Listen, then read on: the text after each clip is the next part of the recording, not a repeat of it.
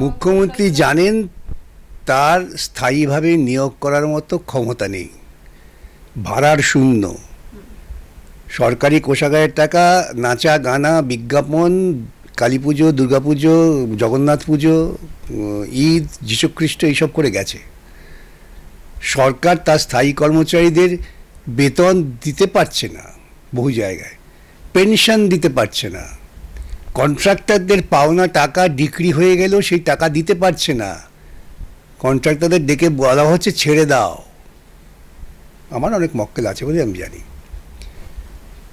সুতরাং সেই রাজ্যের মুখ্যমন্ত্রী সুনির্দিষ্ট পরিকল্পনা হচ্ছে কোনো মতেই আমি স্থায়ী নিয়োগের দিকে যাব না।